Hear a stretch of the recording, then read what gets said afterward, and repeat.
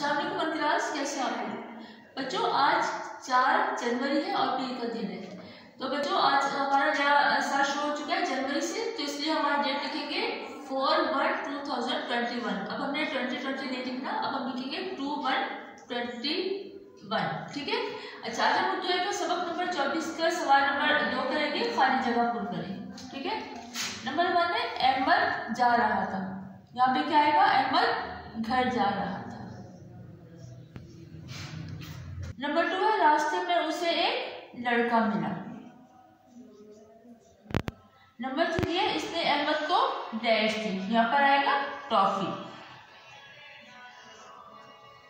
Number 4 है अहमद को अम्मी डैश की बात याद आई। यहाँ पर आएगा अम्मी अब्बू की बात याद आई।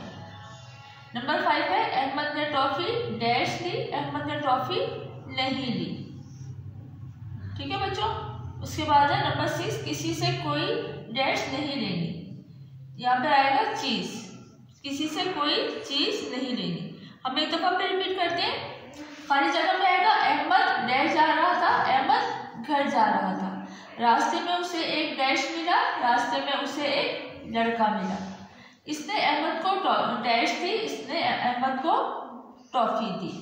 अहमद को अम्मी डैश की बात याद आई, अहमद को अम्मी अब्बू की बात याद आई।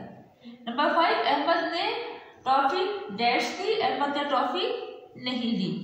किसी से कोई डैश नहीं लेनी, किसी से कोई चीज नहीं लेनी।